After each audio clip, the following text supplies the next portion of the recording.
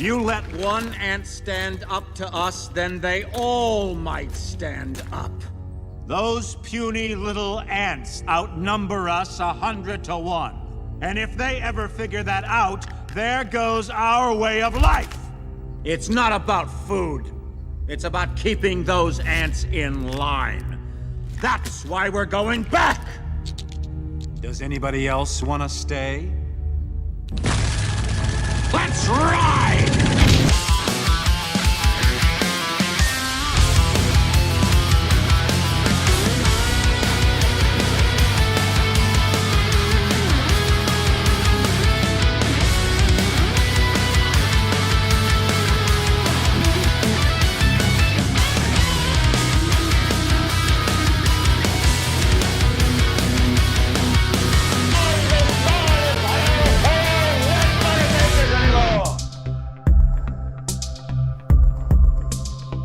Friday. It's Friday. Hey, everybody. Welcome. It's Friday. It's February 5th, 2026, and we are about to do our thing. We're going to do our thing as we usually do. I was going to have Matt here. He had to cancel on me. And that would be had been fun because, well, first of all, most of the stuff I picked, especially for the second half, was to get a rise out of him. And secondly, I'm pretty sure it's his birthday tomorrow, so that would have been nice for people to call in and give him a an over the phone version of the birthday punches. But hey, you know what? Whatever. I've been practicing talking to myself professionally for 20 years. And if I haven't gotten it down by now, then whatever. And Jason Bermas is going to be on with us at the bottom of the first hour. And it's just going to be like a half hour with him. I just want to ask him what he's seeing, how he's reading between the redactions. And it's a big week. What a week indeed. You guys are going to be pivotal now. In the second half, I'd love to take some of your calls and laugh a little bit, and God knows what kind of stuff we get ourselves into during the flip side segment after the end credits. But that's where we're at. Let me see here. I also just want to remind you, especially now that we have our wonderful friends at Badlands in here tonight. I have 93 names in this raffle so far, and tonight we're picking a name. Everybody that sends in a super chat tonight on YouTube, Rumble, Pilled, or quite frankly, superchat.com is added, or you can increase your odds by adding another. Remember, giving away a Blackview mini PC. It is, it's maybe about 3 years old, whatever, but it has not been used. And some of you techies out there would probably find something interesting to do with it. Like I said, there's nothing on it, but if you want it to come preloaded with the entire archive of the Jeffrey Epstein files, I will do that for you. I'll put them on there, take up all of the hard drive. And then we have the Parodies Special Edition from Flip City, a fantastic magazine that we actually have on the affiliates page on quitefrankly.tv. And then also, like I said, we are going to tonight include Jane Barlow's complete herbal medicine field guide, the hardcover. That's Be Your Own Shaman. It's wonderful. You got to listen. You got to have that as part of your library at home. And I actually think it's one of those books that's great just to keep in your bug out bag as well. As far as herbal medicine and how to cultivate and process your own. So that's that. Just giving stuff away and having fun and hopefully inspire a couple of people to support the show and win some cool stuff. Other than that, what else do we have here? Bunch of weird stuff. That's indeed the number one weird thing. What did you guys think about this if you had seen it? Trump defending, essentially being soft on Bill and Hillary Clinton. I mean, we've already heard him say before that he protected Hillary Clinton, which I don't know why you're protecting them or even saying that you are, but obviously they're still walking free with little or no worries. So there's that. But saying that, Bill Clinton Bill Clinton is a nice guy, or I like Bill. It bothers me that someone's going after Bill Clinton. I like Bill. I still like him. Now you can say that, hey, he's just covering his ass and just allowing a process that is always going to be seen as political in nature seem a little bit less political. But I don't know. Everybody loves, there are some times where I say, maybe you could go easy and just play it a little bit closer to the vest. Don't say this, don't say that. This is one of those things where I would love to see a little bit more abrasive. That's it. The jig is up. This is where I would like to see that kind of a thing. Take a listen to this comment about the Clintons. The president had some surprising thoughts about former President Bill Clinton. It bothers me that somebody's going after Bill Clinton. See, I like Bill Clinton. I still like Bill Clinton. What do you like about him? I liked his behavior toward me. I thought he got me. He understood me. He was the one that said very famously that you don't want to run against Trump when there were 18 people. There was 18 people, including me, total.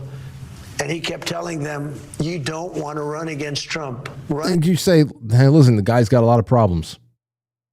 Even if you don't want to come down for one reason or another, you can at least say, the guy's got a lot of problems. And leave it at that. I don't understand this. I don't understand why so gentle with Bill and Hillary. Comes down with the weight of the universe on top of Thomas Massey. That makes that whole situation a little bit more unpalatable, if you ask me. So I wonder about you. Here's an unpalatable situation as well. A 24-year-old man, sparks an evacuation at French hospital after doctors find an 8-inch long live World War I artillery shell in his arse. Put it in his butt. Get the kids out of here. Kids, get out of here. Uncle Frank needs to talk to the adults in the room. Go. We'll call you back in a little bit. Are they gone? Okay, they're gone. So another person put live artillery in their ass. I feel like we've done this story before, and I feel like it was French. This is why I don't give a shit about how I pronounce their cities and their names. And their rivers. All the French names that I can't pronounce. I don't care. You've got people putting World War I rusty artillery shells in their rectums. You've got to take care of that. France was also the ones who thought that it'd be really cool to put a deconstructed, kind of like, a two-dimensional Nintendo Christmas tree up near the Louvre or something like that. Looked like the big green butt plug. Something's going on out there. Some would say it always has been. So that man sparked an evacuation at a French evacuation. A man sparked an evacuation at a French hospital after doctors discovered an 8-inch long live World War I artillery shell. Where did he even get it? Where did he get it? The unnamed 24-year-old rushed to the Ranguil Accident and Emergency Unit in Toulouse. Who cares? I don't care. In the southwest of the country, late on Saturday night, he was in a state of extreme discomfort, having inserted a large object into his rectum. Emergency surgery was carried out, and the object was found to be an artillery shell dating back to the First World War. I hope they gave him a tetanus shot after that. They gave me a tetanus shot in 2010 because I twisted my ankle playing football. I don't know why I accepted it. I hadn't been completely red-pilled yet. It's the last time I ever got a shot, if anything. Hopefully that wasn't the one that did me in. Let's see. Emergency surgery was carried out. Worse still, it had not exploded. Wait, that's not worse. What do you want it to? What's that mean? It had not exploded, and so bomb disposal experts had to be called. Oh, okay. Well, I think that calling in bomb disposal experts is better than it exploding. They had to defuse the shell with the fire brigade standing by. Wow. Some people just can't get enough. They just can't get enough. I believe that Tool wrote a song about something like this. All right, anyway, well, here's a new term for women. For all you ladies out there, there's a new way to describe you. Coming from the people who brought you terms like front hole. And that is called partner with eggs. This is some sort of this is the title of, I have not read the article. Maybe I'll pass this along to Jay Gulanello to see if there's anything of value in this one. But it's When to See a Reproductive Endocrinologist by Laura Shaheen and Natalie Crawford. They're both MDs, so you know it's good. You know the information you're going to get is good. And the headline is, or maybe the byline, you've been trying to conceive for 12 months with regular unprotected intercourse, and the partner with eggs is less than 35 years old. The partner with eggs. Whoever buys the eggs is the woman these days. 85% of people will conceive within the first year of trying. Well, good luck to you. The partner with eggs. I can't, man. That's just incredible. When Jay actually comes back on the show, we have to talk about that lawsuit. There was a pretty big lawsuit if you consider that we are hopefully coming out on the other end of people waking up from the trans fad, especially those who went and permanently disfigured their bodies and used drugs, and costumes are the least of it. The costume you can throw away, you can burn it and say, let's not talk about that those 3 years in my life ever again. But the disfigurement, the surgery, there was a pretty big deal of a where the hell is it actually? I'll just give you the headline. Where is it? Tuesday with Jay. Tuesday with Jay. No, that's not it. That's not it either. Hold on a second. Because I think this could be pretty big. The first detransitioner to take medical malpractice lawsuit to trial wins $2 million judgment. Fox Varian sued her Westchester, New York, it's a local story, her Westchester, New York area psychologist and plastic surgeon for the gender transition mastectomy she got when she was 16. This is from Benjamin Ryan. Maybe I can get them in studio. Benjamin says, I was the only reporter to attend the 3-week historic trial, and the entire case was filed under seal and started. But they won. Do you know what that means? That could be huge. That could be huge. Now we have to see if somebody is going to step in and protect all of these psychopathic doctors and teachers and school counselors and mothers and any other group that's in there. These pediatricians, these butchers. Somebody's going to go in there and find a way to protect them from liability, like they did with other things. That's we have to talk about that on Tuesday night. That's pretty huge. It is a pretty huge situation there, considering the path that we're on. By the way, whether you're watching live or on demand right now, please like or comment, share. Make sure that you are subscribed wherever the hell you are, and make sure that all the notifications are on. I was seeing some crazy things, even on places like Twitch, how every time I go live, we have 10,000 subscribers on Twitch. Doesn't mean anything, because I think that only 10% of that 1,000 gets a notification. And out of that, I think only 24 opened it up the other day. Like everything is all that's just like a side thing. Twitch is its own little community. They're like one of those jacuzzi communities. I love them. Anyhow, we got some more here. So the partners with eggs and more. Now here's something else that I knew Matt was going to like this, but I guess we can talk about it together. Because it's not like we didn't have shades of this in the Epstein files, but Jeffrey Epstein and Hitler. Everyone wants to squash them together, even though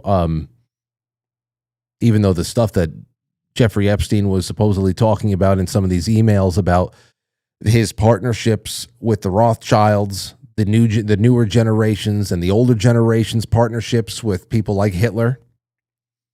Well, the New York Post, Rachel Sachs, everybody need to find something to make this all so relevant for people. Something some pre-digested aspect of this past week's nuttiness. So that when you go to Dunkin' Donuts and you're standing online and you're having random conversation, Anthony told me this. I wish Anthony was here. Actually, is he here? I think that's his jacket. He told me this incredible story. Siri, text Anthony Vincent. Are you still here at the studio? Can you come and talk about that Dunkin' Donuts story real quick if you are? He told me this incredible story that it sounds like something out of Grand Theft Auto, where you just have these random conversations with people. It's just so strange out there what's happening with all these interactions. But still, when you're online at Dunkin' Donuts, you need something to talk about. Here's something. The New York Post has put something out just for you. What is a micro penis? All of it. Hold on. Here's Anthony. So, do you have a moment? Hold on. Let me turn on the. Sit right there. It's going to be dark, but whatever. I don't care. Okay, so Anthony is sitting down. It's really dark. Wait, let me see. Okay, so Anthony, tell us the story. You went to Dunkin' Donuts, and what was this weird encounter you had? Well, this guy that I always see at Dunkin' Donuts, he's always asking me stuff, just talking, like we always have like small talk or whatever. And but for some reason, a couple of days ago, it was yesterday, he had asked me, while I was getting my coffee, he asked me, do you eat McDonald's? And I said, not really. I mean, I haven't had McDonald's in a long time. And he goes, well, have you heard the news? I heard the news. Have you seen the news? Like, no, what happened? He goes, they found human parts in the meat. And I'm like, really? That's on mainstream news right now? Right now, that's on mainstream news. He goes, oh yeah. They found it in the factory. And I'm like, wow. I said, well, good thing I haven't eaten it in years. Human remains. And he's like, and then he starts talking to this other lady that he works with about, they just started going on about like, the Big Mac. Oh, he's like, oh, and then I'm like, I have the coffee and I'm leaving. I'm like, all right, see ya. And they're just like completely enamored. So he started the conversation with you. He gave you the coffee. You continued it a little bit. Then he turned to have the conversation with his coworker instead, and then they just kind of got so engrossed they ignored you completely. They completely ignored me, and they were just so locked into a conversation about Big Macs. Dude, that's what I'm telling you. When you told me that story, I wanted to get all the details right. It just sounds like I really do believe that we're living in like Grand Theft Auto. I really believe so. It's so that is such an incredible thing where that guy came preloaded with that story for that day. You know how many other people he probably had that conversation with that day? Probably, yeah. And it's just like, so it's not something that you would think someone who's working at a Dunkin' Donuts would bring up to everybody. Especially not everyone. I'm sure like not every single person that came up there, probably just people that he felt would, You seem like you would be open to it. Like I see, like exactly. This is the same guy who asked me if I was Moroccan once. He goes, "You Moroccan?" And I'm like, no. But then when I looked up Moroccan men afterwards, I was pretty surprised to say, I can see that. Really? Yeah. Well, I've gotten Puerto Rican a lot. I've gotten Egyptian. Mike calls me an Egyptian. Have you heard some of his songs? What the Mike, he sent me since the Wizard of Oz thing? The Wizard The Wizard of Schnoz. Yeah. Since he's, I mean, I didn't even realize what he sent me until Matt was on the show with me a couple of weeks ago. I said, you know what? Mike sent over some songs. You want to listen to it? I haven't heard any of them. We were flabbergasted. And then we called up Mike in the middle of the show and just asked him about some stuff because some of it was hilarious. A lot of it was hilarious. And ever since he found out that me and Matt listened to a couple of his songs, he sent me at least 9 new songs. And I just imagine the setting in which he's creating all these. What are they? What? I'll give you an example of some of these titles, and then I'll let you go. Okay. Hold on a second here, Mike. Let me see. Here it is. Let's see all the things. Everything with an attachment since January 23rd. Holy shit! All the attachments. He sent me one for Sal the Butcher. He sent me one for Wheelchairians Unite. People in a wheelchair? Hold on. Let's see what this is. I don't know.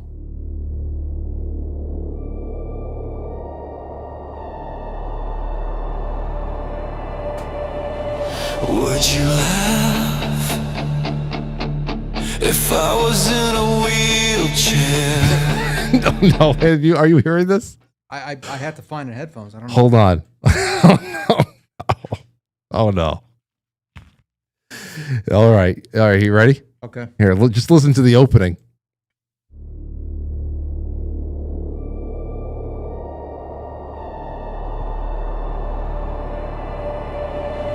Would you laugh if I was in a wheelchair?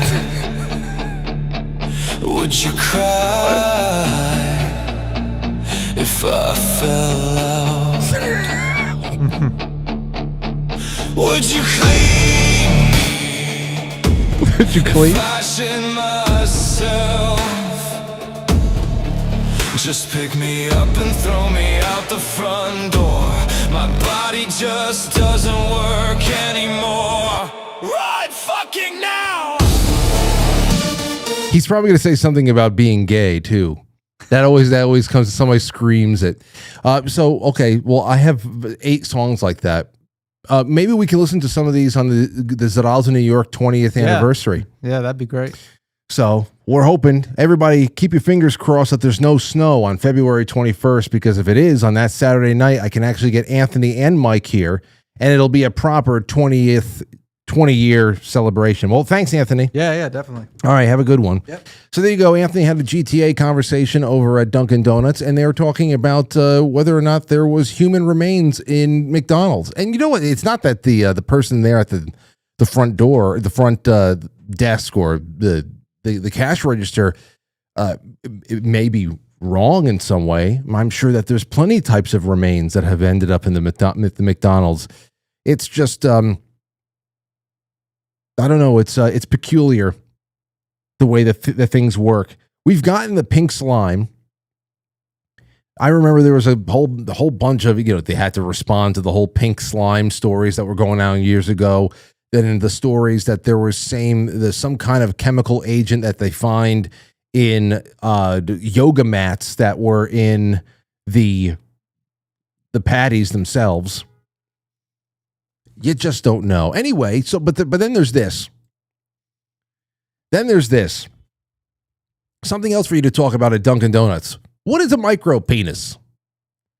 All about the condition that may have plagued both Hitler and Jeffrey Epstein. You see, they had to bring them together. Just because the Hitler lore has to continue to grow for people, because that is everybody's only historical reference ever. Last week, 80 years after his death, Adolf Hitler made headlines for a surprising reason. DNA analysis determined that he may have had a micropenis. This is all it can do. Okay, well, how do we bring Hitler into this? Okay. Can we talk about his penis? Is there any way that we can assume something about his genitalia? It's nuts. You have to look. The Nazi dictator was found to have a genetic disorder called Kallmann syndrome, which can delay or prevent puberty as a result in underdeveloped sexual organs. And of course, they're saying that Jeffrey Epstein, accuser, claimed that he had some disfigurement going on there and all that other stuff. Now, I took a look at this. I said, okay, it's nuts on the face of it. Obviously, if Matt was here, he would enjoy this story a lot more. But I had to look into it a little bit more because I'm like, I know that we had this conversation together on the show. We did the search together.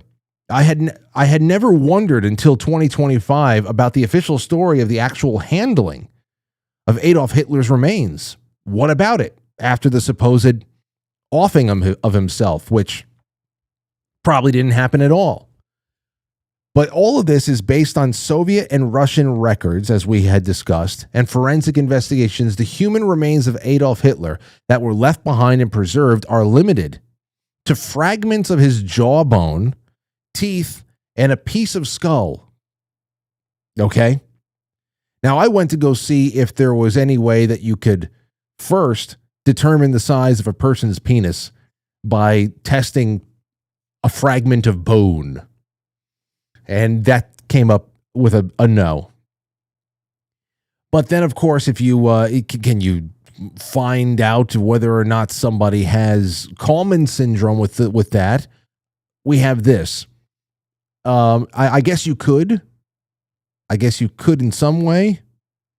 There's DNA in there. But I said, okay, well, was it from the bone though?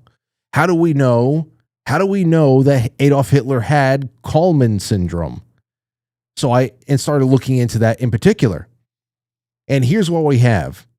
That is based on, that diagnosis is based on a 2025 DNA analysis of blood stains found on a sofa in Hitler's bunker. Researchers and a Channel 4 documentary determined that Adolf Hitler likely suffered from Kallmann syndrome, a rare genetic disorder. The analysis was led by geneticist Turi King, showed genetic markers for the condition, which disrupts puberty, causes low testosterone, and is consistent with historical records of undescended testicles. This is all smear. They just want to keep, it's like they just have to keep smearing them. That is so ridiculous. We found blood on a sofa in Hitler's bunker. And so I don't know why it took me so long to actually even ask the question about his remains and where they were and all that stuff. That's nuts. But, it's they need something to talk about right now. They need something to talk about because they can't talk about how much Goyim talk there was. The Goyim talk is ridiculous in all of this, all these releases. And also, let's be honest here, Hitler wouldn't have liked Jeffrey Epstein too much. Not at all. Not at all. Okay, here's what we're going to do now, though. We're going to welcome our friend, a prolific documentary filmmaker, researcher, host of his own show. Everybody knows Jason Bermas' work in one way or another. It's great to have you back. Your first appearance in 26, my friend. Oh, yeah, I guess it is my first appearance in 26. And what a way to do it, I guess. I know. We truly have a trove of real documentation that, in my opinion, a lot of people are going with the sensational. They're posting a lot of Johnny nonsense, unfortunately, stuff that is not real. And yet there is a multitude. I mean, I don't even know if you've watched the Bannon interview yet, which is only 2 hours of a possible 15 hours. And what's really weird about that to me is that we have 2 hours of it. I assume it came from the DOJ, although I can't really tell, and I'll tell you why in a moment. But if they had 2 hours, why those 2 hours? And why wouldn't they have everything? And if they have everything and they're releasing everything, where are the other 13 hours? Wait, this is 2 hours of what again? Bannon interviewing Epstein. Have you not watched this yet? No, I haven't seen it yet. I mean, it literally opens up with Bannon talking about how he had a relationship with David Rockefeller and was brought into the Trilateral Commission. So, like, must-watch material. I mean, don't get me wrong. A lot of people are going to be bored by it. A lot of people are going to say that he's obfuscating or acting. I will say this. Everything from the tone to the way it is presented and what we know about it before, okay, screams that Bannon was hired by Epstein to do a documentary or a series to try to reshape his image 100%. Really? Oh, God. This is not... Listen, first of all, we talked about it, I think, in the last time I was here with that first Epstein dump, that there were two separate residences in which Epstein had a framed picture of himself with Steve Bannon. I also think I talked about the fact that in some of these pictures, it was not just Epstein and Bannon, it was Epstein, Bannon, Chomsky, and Woody Allen. Okay. So clearly, you know, Steve Bannon doesn't mind at least being around the worst of the worst. Does he ask some interesting questions here and there? But at the same time, clearly these guys have something worked out. Clearly, although not scripted, there's a baseline of information that is going to come across in these interviews. Now, let me take it back a second, Frank, because number one, I think it's good that we have a quote-unquote searchable archive, right? That's a positive step. But remember, 99% of what I've done with these files is not what you're seeing in the mainstream, right? I can't word search a photograph. You understand what I'm saying? I can't word search a video that may be present.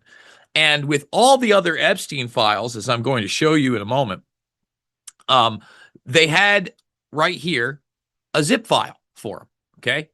Everybody's looking at these, download all zips, 7, 8. Now, I had all 8 sets. Now, you'll notice right here at the very bottom, when I took this, and this was in the first hour, they had taken down dataset 9 and 10's zip files, but that dataset 11 zip files were still there, okay? Here you see them right here. Guess what? Within 10 minutes of me downloading that, not only did they take that down, but by the next day, the DOJ, I'm sorry, I've been doing some searching here, they took down all of them. There are no zip files. Now you have to go in, you see this? Individually, one page at a time, okay? So let me just say I'm 18 again, verified, just so everybody understands. They don't want you to have access to these things. The zip files are gone. In fact, there's another dataset 12, and originally they had a zip file for it. I was able to get that because I was quick, but that is also now gone. But you've got it before it was gone? Oh, yeah. I got the 12 and 11. I'm asking everybody on X if they can give me a link to 9 and 10. And there's numerous reasons for that. Now, Frank, what do we want to get into first? Okay. What the here's the first thing. It's a little bit more of a table setter just for how you have approached even just handling this stuff, because, you know, obviously you already knew so much from extensive research and partnering with other researchers, and you have reported on this show to a great deal of detail over the years that we've known each other. And so I just want to know, obviously, what you learned that you didn't already know, but what was your hedge against unsubstantiated, out of context, sometimes what seemed to be psychobabble? Because we have to, the trove is not clean as the driven snow. And as I said earlier this week, this is in the hands of a national security state that has largely been a part of this operation from the beginning, which is what made the Maxwell trial so amusing, is that it was like almost like a Spider-Man meme of everybody pointing to each other. So anything could have been injected into the mix for a litany of distracting reasons. That's what I just have to assume as a layman. So I'd like to know your hedge against unsubstantiated stuff. And then obviously, what did you learn? Yes. So here's the big hedge for everybody.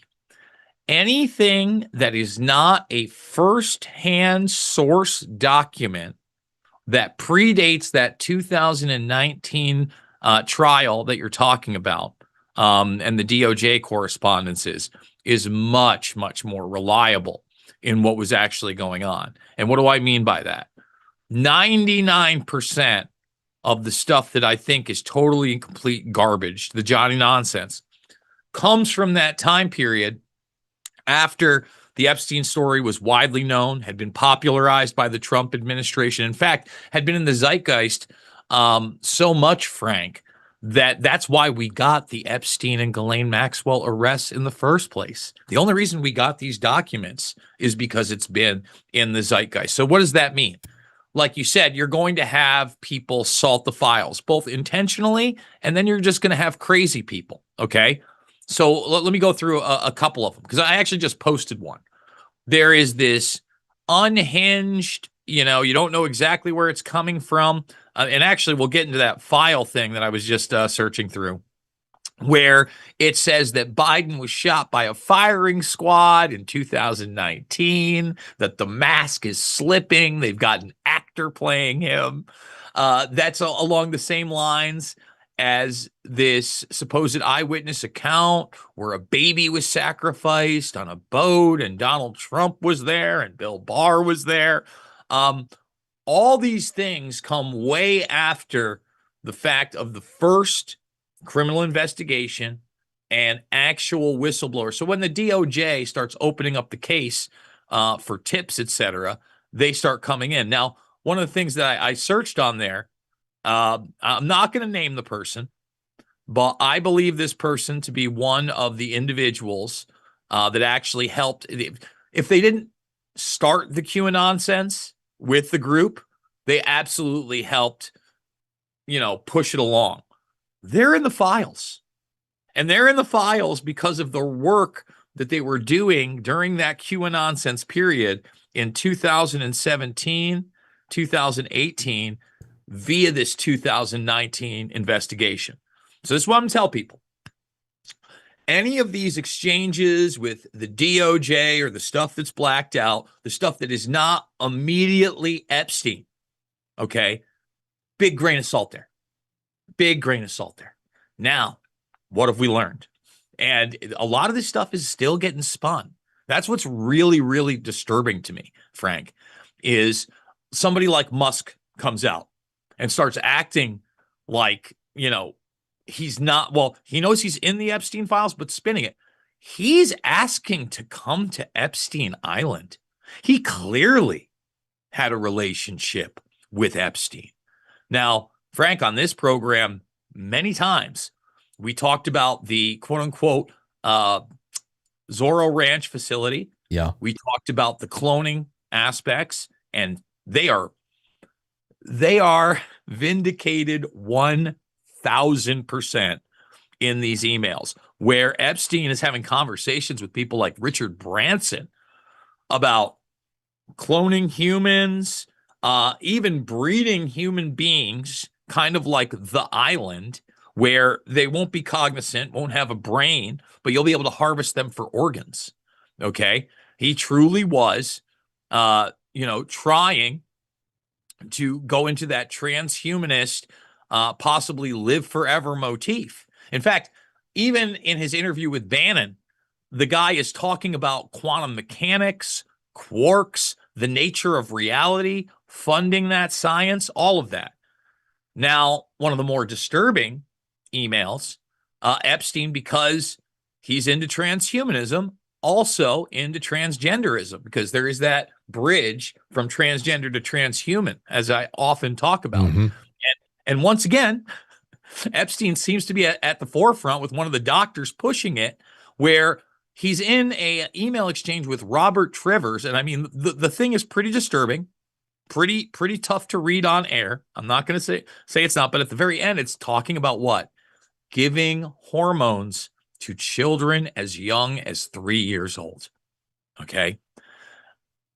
Far from the only thing in these emails that are disturbing.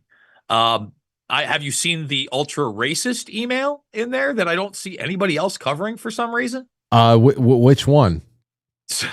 I mean, I think that the Goyim stuff is pretty racist. I mean, we could go on, but yes, working with Wolf to take down Trump, who he calls the most evil person he's ever met in his life in these emails. And he goes, and I've met some evil people. I'm sure. No, that's not the email, actually. And again, you'd think that these identity politics people would jump on it. So give me the full screen again. It's got to be seen to be believed, my friends. Here it is. Now, I just want to say that at very first, I was like, is this real? And then there's this. And perhaps what's most disturbing about this is we don't know who it's from and who it's to. So this goes to the DOJ's own website. And you noticed, for some reason, they censored the parties that exchanged this very racist N-bomb email.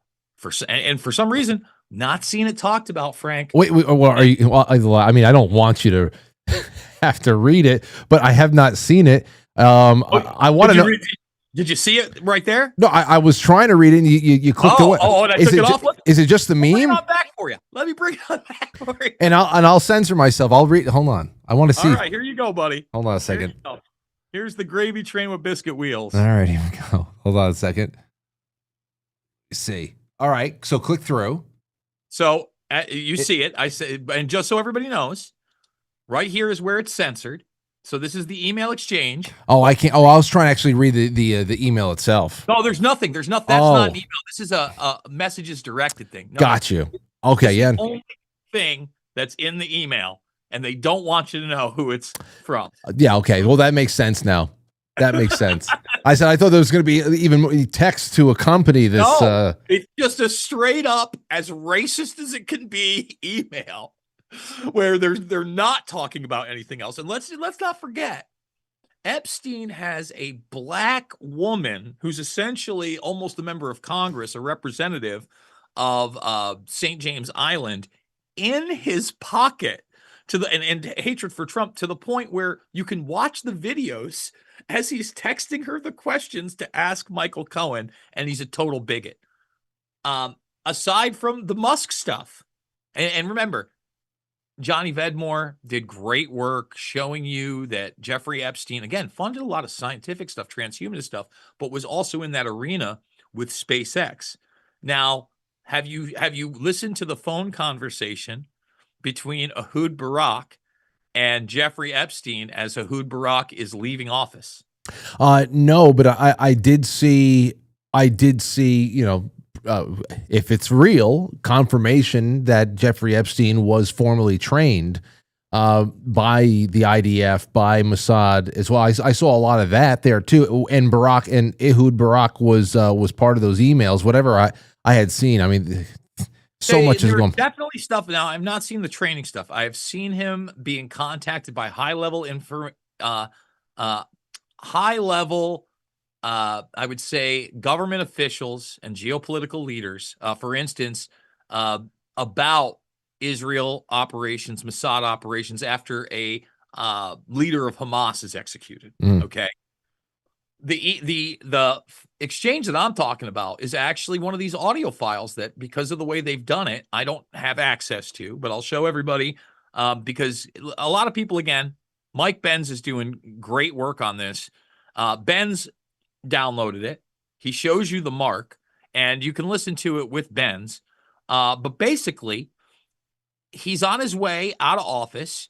He's in his 70s, and Epstein's not a dumb guy. I want to make that very clear. Anybody who thought that this guy was just like a total patsy, after really delving into him speaking and looking through all this, he's really much more of like a behind-the-scenes Kissinger, Brzezinski type, but in the financial arena.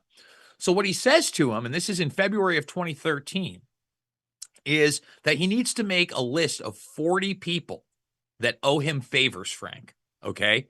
And the first person that he actually says, he says, yeah, you need to listen to Tom, because Tom told him to do that. That's Tom Pritzker, okay? We've talked about the Pritzker family and their influence on this program before. So when he's talking to him, he's essentially saying, well, we can't do a business that needs 20 years to make money. You're in your 70s. You got to make money now. And he starts going through that. Basically, he needs to get a board seat on one of these companies where they'll just pay him $2 or $3 million just to have his name on it. And one of the companies, in fact, the main company that he starts bringing up is none other than Palantir. Oh boy. And he starts talking about Palantir when they're fresh back in 2013, to the point where he spells their name wrong. Like Ehud Barak has no idea who Palantir is. Think about the shift in that over the last decade when we're talking about Intel community, Israel, Five Eyes. Everybody knows Palantir now. I wonder why. And Peter Thiel, he mentions, and he gets his name spelled wrong.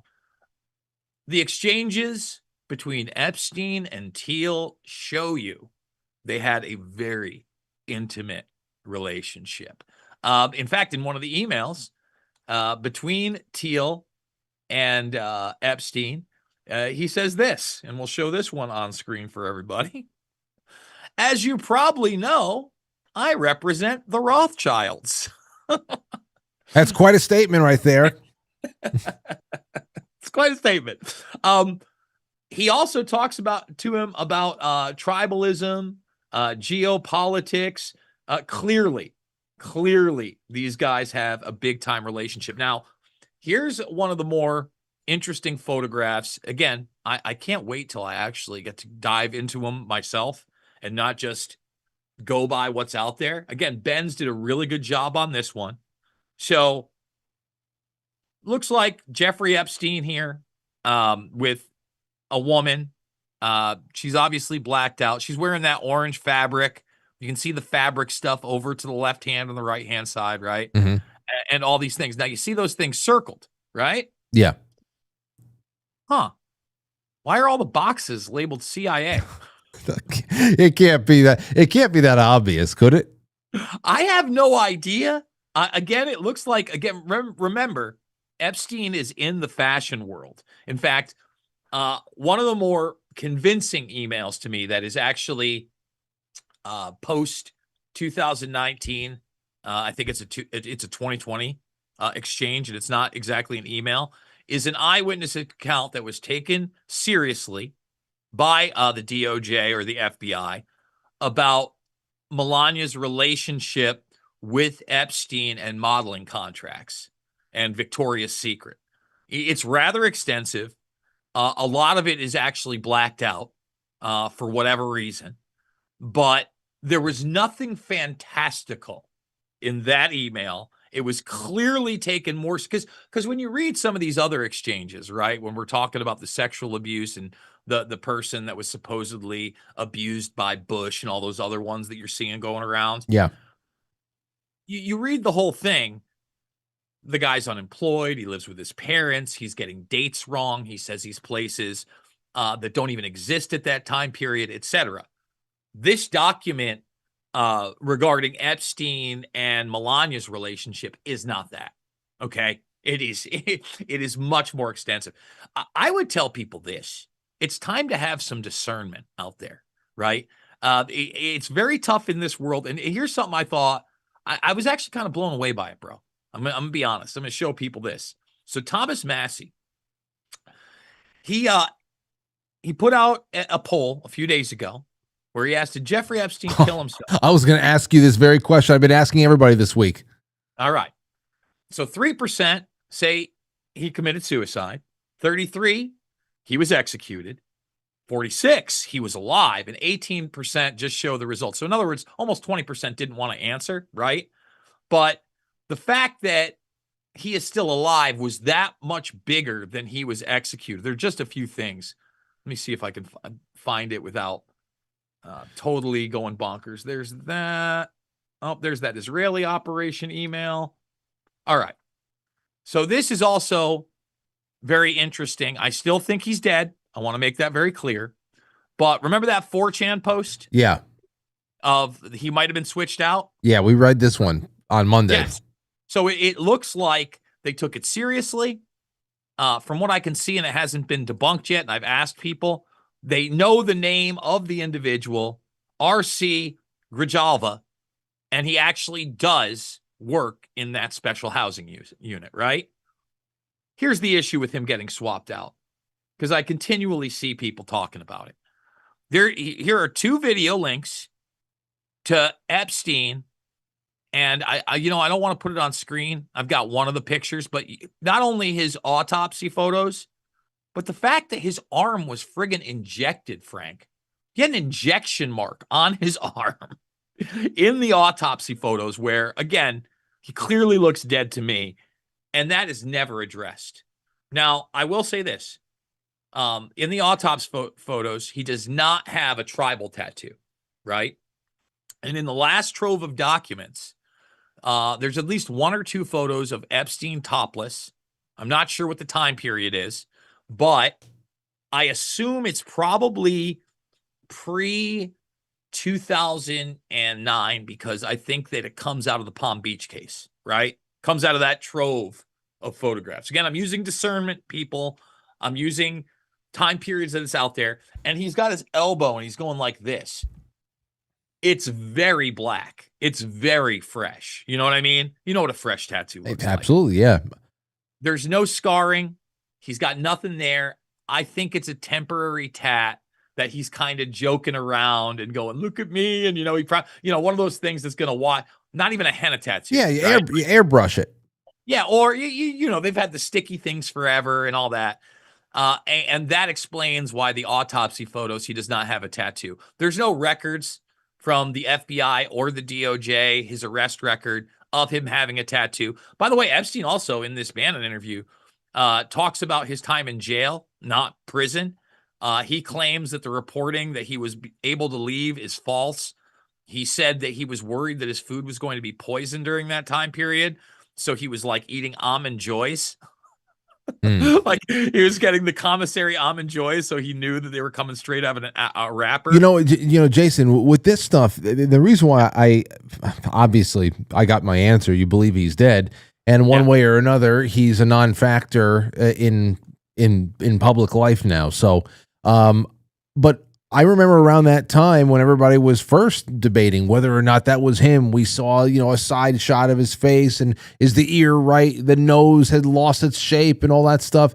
And I had somebody from my audience get in touch with me who had been a sponsor on Patreon or somewhere. And they had said, they had told me, Frank, listen, I work at the hospital that they brought him in here in the trauma ER unit. And I can tell you 100% it's him. Now there was stupid. That doesn't have to be the whole thing. That's not saying the red herring about whether he's alive or not. I think the more suspicious things is the timing of his death. The fact that he wasn't suicidal, that up until the day he was assaulted once. He was fighting like 18 days before, and they framed it as a suicide attempt. It was so, all the reporting, he was fighting like hell to get out of prison. He kept upping the ante. Well, I think it finally went up to like 9 figures. He was willing to pay just to get out of, I don't know what the hell it was, over $100 million he was willing to post just to get out of there. So that did not seem like a person who was going to change their mind and actually choose to hang themselves with some toilet paper 3 days later. Let me show you just one of the shots, okay? That's in the 60 Minutes piece. We'll keep it small so it's not too graphic. Okay. All right. But I have a hard time believing, I went just black there, that this is not Epstein, okay? If you're looking at it. I see you, I don't see me. But if you're looking at it right there, his face is blue. His eyes are all messed up. You see that mark. And like I said, in this, he's also got the injection mark. And remember, you have the coroner who was hired out by the family saying that it looks like they murdered him. Yeah.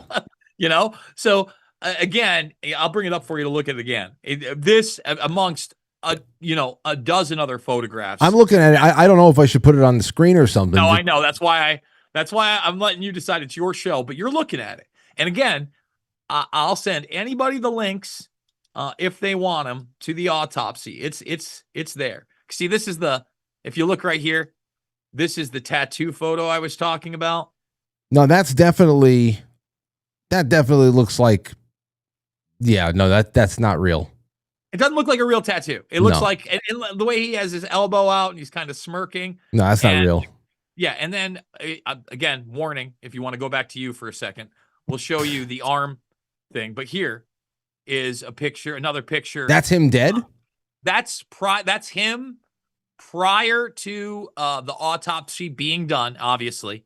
As you see, he may or may not have by that point been declared dead. But the big point is that you notice on his arm, there's not that tattoo. Right. But if you look at his lips, if you look at that mark around his neck, that is consistent with what I think is a dead person. I'd agree with you. I'd have to agree. Yeah. I mean, look, man, there's so much more on how the world works in these emails. Have you seen the Peter Mandelson email? No. But hold on. I have to ask you about a big rabbit hole that I went down on Tuesday, because when you brought up Zorro Ranch, and I was thinking about Zorro Ranch as well, because I saw all of the things about cloning and genetics and altered states of mind.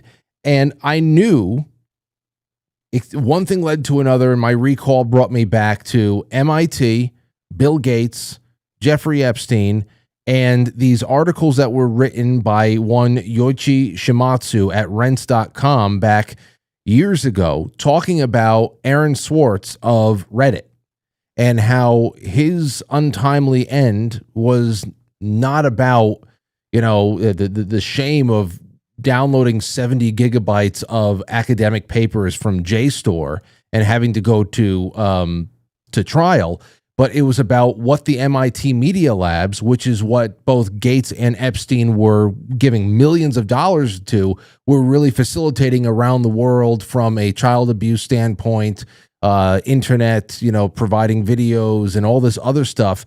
And of course, we know what Reddit has become now, which is just filled with perverts and absolute and as a little bit of a footnote there was still it's a point of contention for a lot of people that Ghislaine Maxwell had become one of the more prolific Redditors out there. That's still, some people say yes, that was her. It wasn't. The last time they stopped posting, they posted was like around the time that she got arrested. But I was wondering if you ever went into the MIT Media Lab rabbit hole that no doubt very strongly involves both Gates and Epstein.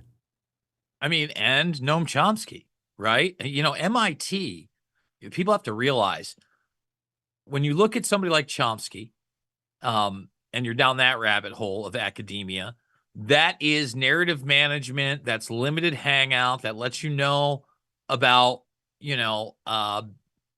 manufactured consent. But when it gets down to like Building 7, 9/11, sorry, can't help you. Not going to talk about those things. MIT is also part of Boston Dynamics.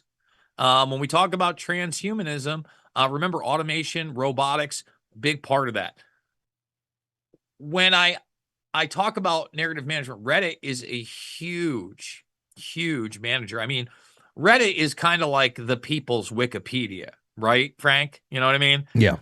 And they are part of this forum back in 2016 called Transformers. And, basically talking about these types of moderation and censorship, quite frankly. So it doesn't shock me. As far as the individual that you're talking about, people have speculated for years that he didn't kill himself, right? That he was suicided. Anything is possible. I mean, I don't think that one's that out of the realm. You know what I'm saying? Yeah. Well, yeah, I know.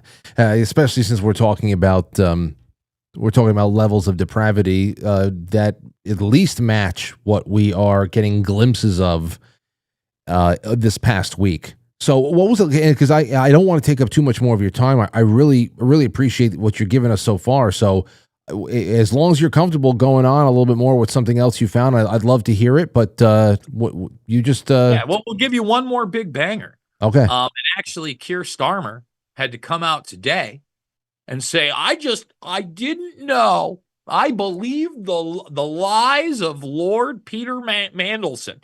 So Mandelson had this big time relationship with Jeffrey Epstein. But once again, to show people how the world works, You talk about insider trading and knowledge for Wall Street and beyond and the global economic system. Here's Mandelson telling Epstein, sources tell me $500 billion euro bailout is almost complete. So he's giving him information on a global scale that nobody else is going to be privy to, that he is going to leverage. I mean, again, Epstein is in the arena of global politicians. One of the things that I'm really going to have to start diving into is the arms dealing and operations. It's not exactly clear what clients that, for instance, Bannon gets him to talk about in these other 12 hours. If you haven't seen the Are You the Devil exchange at the very end of that 2-hour interview, it's a must watch. I saw that one. I did see that one. You did see that one? Yes, I saw that one. That it was a short clip. I did see it. And you know what? This is the reason why I don't completely dismiss this whole idea about him being snuck out the back door. I mean, number one, I think that with all the resources and capabilities this world of people have at their disposal, to be able to get him out of New York City with the cameras going off and the sleepy Mexican prison guard and everything else, every stereotype that you can from a prison break that they could employ, it's a lot less sophisticated than what they just did in Venezuela. That's number one. Number two, what you just described right there, the fact that people are coming to him and giving him inside information about massive economic impact info. I mean, this is not some busboy, and he's everybody was wondering, is he a patsy? How indispensable was he? Had his usefulness just run out and he just got cut loose? The more and more I'm reading this stuff, I don't see how he was very indispensable, or I should say, disposable. I agree. I think that you just get to a certain level, and there's another email exchange in here where he's talking about an editor, I believe over at the New York Times, that has some kind of secret. And it's essentially during the time period where he's trying to take some of the heat away from him being a sexual predator of young girls. And obviously it seems like this is something sexual that he's holding over that editor, and that secret has never come out. So look, I think the guy was extremely intelligent. Do I think he was a mastermind? No, he certainly had bosses. I think that, once again, the arms dealing is the real deal. I think that the networking is the real deal. I think this ultimately shows that many people that are still in power today had no problem doing business with and seeking advice from Jeffrey Epstein for many, many years, right up until that, next arrest. And because of that, certain people, like Larry Summers, for instance, have certainly, had their careers affected. Bill Gates.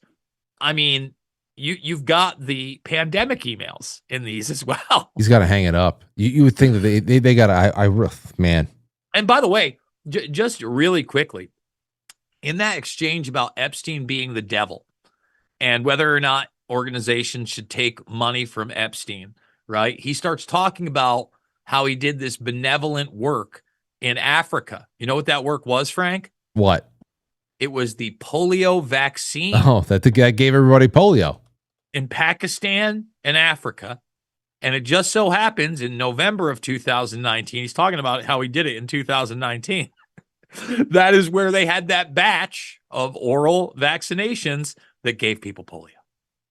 I remember CBS. It was CBS or ABC had reported on it. You can probably find the story out there. It was a few years ago, but they had said that at that point, how polio can cause it. Well, the headline I'm thinking about was how there are more there are more diagnoses of polio in the world due to the vaccine than there was the wild virus at this point. And that was, again, CBS or ABC. It is very, very easily accessible. So, yeah, I mean, those who are down with the operation are not going to say that that's a reason to stop trying. But yeah, I know. He's very, very philanthropic. Well, it is if you're emailing memes like that to other people as well. I mean, he really wanted to help those black people, Frank. Yes, as you can see. Listen. We were talking about this the first thing on Monday or Tuesday night when my buddy Jay was in. It's just when you talk about that aspect of it all, the global response to either a pandemic or something that's an epidemic level, whatever the hell it is, they always come from the standpoint of caring, and it's the farthest thing from anything that's believable, especially when now you see the sneaking around that Bill Gates was doing to try to secretly inject Melinda. And this guy wants to put chemicals in our lettuce so that we can get, vaccinated through salads. Come on. And remember, although we have no evidence of him going for underage women, this, Russian bridge player, I think it is, that, I reported on before this last trove, before we knew about the STDs. I think she was about 19 years old when he first started having that affair with her. And I'm pretty sure that time period, youngest, he would be in his 40s. Now, look, I'm not, the morality police, but when you're a billionaire, right, and you're projecting yourself as not only this family guy, you've opened up this foundation that's supposed to be benevolent to humanity with your wife, the Bill and Melinda Gates Foundation. Kind of creepy that you're going for like teenage girls at that point. Just saying. It is creepy. And you know what? One last thing before I let you go. This is something that is obviously getting there's been debate for quite a while now on this. I've asked you about it before, but now there are multiple drops inside of this this release that point to potential Epstein involvement in the crypto markets, and people wondering if he is Satoshi and things like that, and Bitcoin. So, what do you take away from the crypto questions? Is there something to be said about it, but it's not as alpha and omega as some people make it, that he was the guy behind Bitcoin and all that stuff? Talk about crypto for a second. Yeah, that's not real. So from what I've seen with these emails, he gets in early, but not super early, right? Okay. Like when I say early, I think at the time Bitcoin was like 100 or something like that. Remember, I interviewed Max Kaiser when Bitcoin was $1. Wow. You know what I mean? So actually, if you really want to get into, the idea of crypto, it's Bannon that kind of helps him along the way in these markets and to give him information on Bitcoin. I think that Epstein, being in finances and gone through all these different type of currencies and currency exchanges and watching money get digitized further and further, from the days where everything was paper back when he got started at Bear Stearns, just knew that this was a real thing. It was going to continue, wanted to get information on it, and may have pumped into it a lot earlier than other people, but by no means was, in my opinion, a mastermind in the origin story of Bitcoin. Okay. All right. Well, Jason, let everybody know where you're going to be live next and how to follow you best and all that stuff. Yeah, you can find me over on the YouTubans, believe it or not. We did get our first community guidelines warning, medical misinformation. I dared to have Rick Hill on my program, a guy who in the late 70s was diagnosed with, I believe it was stage 4 cancer, and basically on his deathbed, and went with the G. Edward Griffin protocol, went down to Tijuana. Yeah, you should get Rick on the program. I mean, again, you probably can't have it on YouTube. No, because the last time when I was talking to G. Edward Griffin back in September, that was the last strike I got when we were talking about a world without cancer, and we were talking about the seeds and all that stuff. It's the last strike I got. So now it's like, damn it. So what's the book again? It's actually called Too Young to Die. And this is Rick now. And that is Rick basically when he was like 120 pounds and fit to die at the Mayo Clinic in 1974. Went from one of the world's most renowned institutions, the Mayo Clinic, to a no-name spot in Tijuana, Mexico, when Tijuana, Mexico was about as hardcore a party spot as you could possibly imagine. And, well, he's still here today. So you make your own judgments. And when does that come out? You said you're going to be interviewing him? Oh, no, I did. And that's why I got a community guideline. You see, I mean, it's just the same shit. Yeah, I actually, G. Edward Griffin is coming back in March at some point. I would love to get some kind of a contribution from you that on that night or whatever. Do you make it a point to go to all the Red Pill Expos every year? I don't. I've only been to the two. The one was in Iowa, so I figured I'd make the drive 2.5 hours. And the one last summer in I think it was either July or August, I forget. I actually got an invite after Andrew Callahan had posted that video bashing G. Edward Griffin, and they were just so happy that I had kind of identified that he was going to pull some scumbag move that they wanted to have me out there. So, he's always been very gracious to me. He's a big part of my film, Invisible Empire, A New World Order Defined, which is free over on my YouTube channel in the playlist section. So everybody can go check that out. G. Edward Griffin's a legend. Yes, he is. And you're a stand-up guy. I'll talk to you later, Jason. Thank you. Later, brother. Wow. A lot of great information there, ladies and gents. A lot. And we have more to do. We have a lot more to do. I want to take your calls. We got to talk about this. We got to talk about this Nancy Guthrie story. What kind of a nightmare is that, huh? Let's get to the super chats, and then I want to hear from you guys. So 914-200-0269. Yeah. Somebody be down. The lines are open, for it is the last show of the week. 914-200-0269. Kringledy-doo. All right. Thank you again to my cousin Trevor, who made that claymation bonanza film. That's fantastic. All right, super chats. Let's go. First one is from Stowe's Tube. Says, evening, Frank and Franklies. We meet again. Always enjoy a wonderful, quite frankly, listening, and another great guest. Thank you, Frank. Also, Shotzi and J Brits. Evening to my super chat squad. My quad. Let's see. Dwayne Thompson says mini PCs are great for hanging on the back of a garage TV to watch, quite frankly, and chat in the Discord. Never been opened, but like I said, it can come preloaded. Mini PC. It is not the latest. It has the N95 processor, much like the N95 mask that saved everybody. But it hasn't been used. So especially if you are savvy, I'm sure you're going to have a nice functioning piece of equipment there. Let's see. Wow. Nostradamus, thank you so much, says Buttcoin is greater than Bitcoin. Some French dude probably said that. Buttcoin. Give me 5,000 shares of Buttcoin. I've bought a couple of stupid meme coins in my day. A couple of stupid things.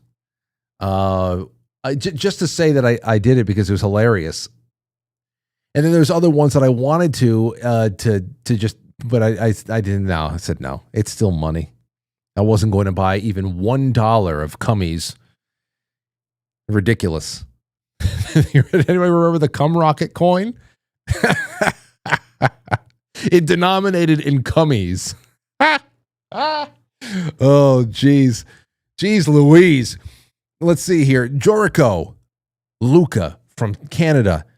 He just gifted in YouTube 5 Nugget memberships to Lost to You Again. Shell Shock, Wally World, LMG Aries, and 7 Rick, 7DEB. Rick and Deb, Riggy and Deb. Either way, those 5 people right there, you guys for the next month are sponsors of the show. So you can go to the members only section right there. wherever you subscribe monthly, you get the members only stuff is great. I share so much extra stuff with you. You get the Sunday streams that we do together. I send the private links for that.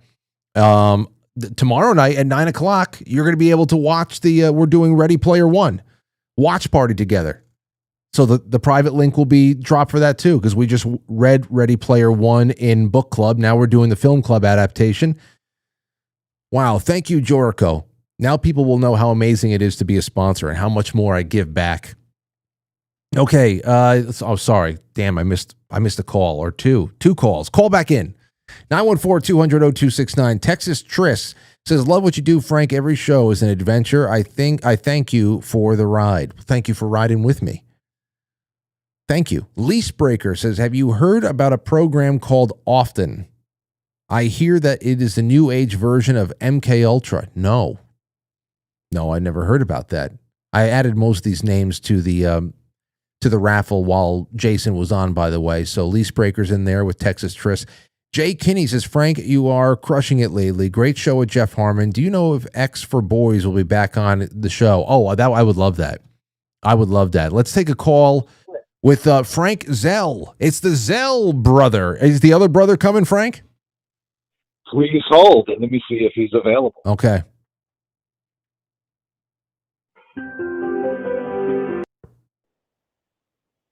Jimmy there? I'm here. Frank. Fellas? Hey. Hey, Happy New Year, Dr. guys. Frankie. Everybody, Happy New Year, my man. Yeah, it's good to hear. Well, listen, I mean, we don't have to reinvent the wheel here. I'm just curious what you think about Jason's approach to digesting this, the conversations we've had this week, anything that has been going through your guys' minds that you wanted to just bring up again. I still remember before you get started, and I reshared this old 2019 blog from the Quite Frankly show notes blog.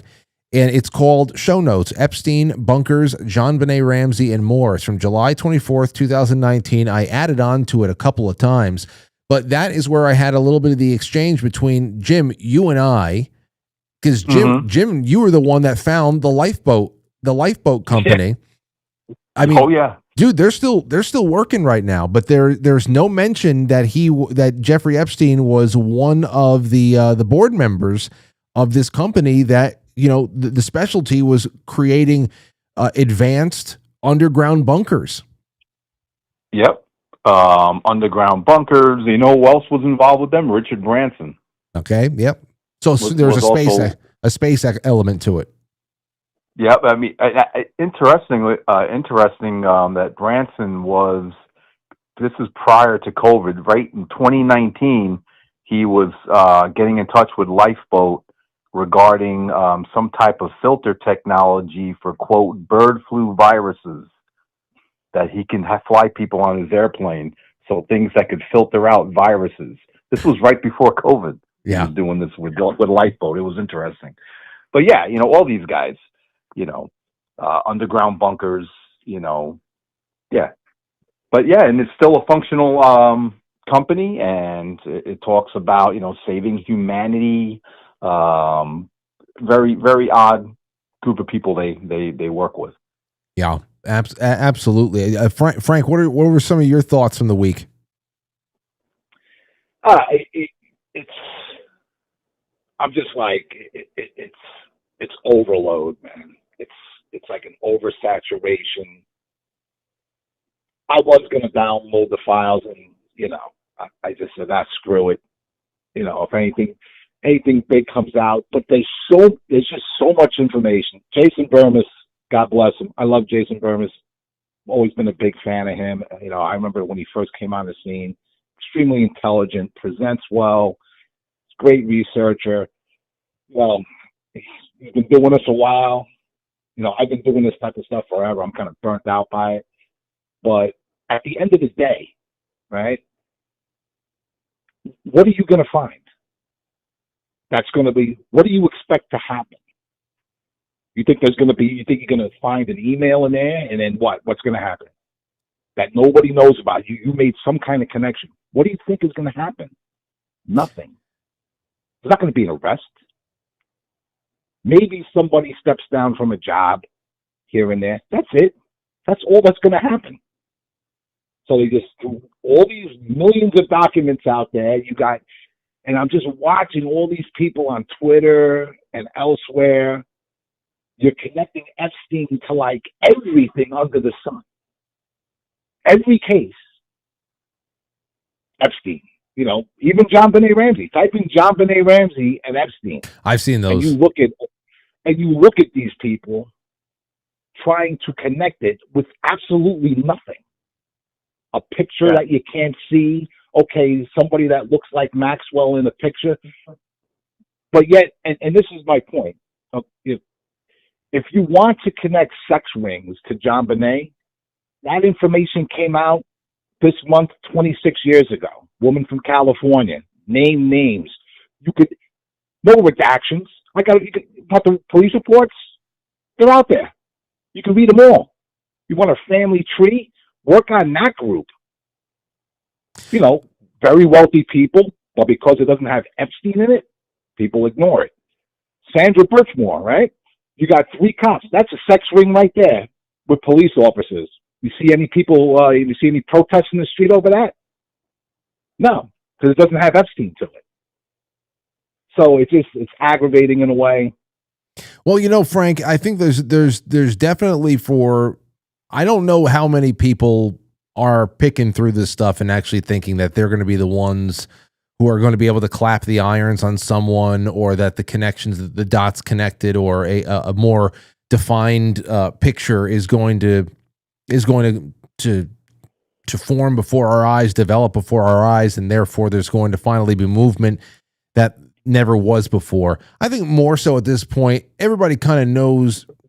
I think we're resigned to how the world is, and that if we can at least get some validation that we're not nuts, validation from people who used to call us nuts, that it's hey, this is all in front of you. Perhaps it's just a little bit more of a social bit of relief, though it's not that, you know, who the hell wants to be right about this stuff. But you're right. It's like everything else. Who's going to be You brought up a good point, Frank, you and Jay, regarding, you know, for one, all the stuff that they're inserting in these emails, the massive amount that they released. And, you know, you have the, you know, just the garbage in there, the farcical, the fantastical is all in there. So it's all mixed in. And then Jay brought up a good point, saying, you know what, the stuff that is legitimate and the correspondence, you know, you may want to look at people differently. Use some discernment, you know, that people that were in his circles, and then these people are promoting things for your health, nutrition, medicine, and they were like in this guy's circle and this guy's orbit.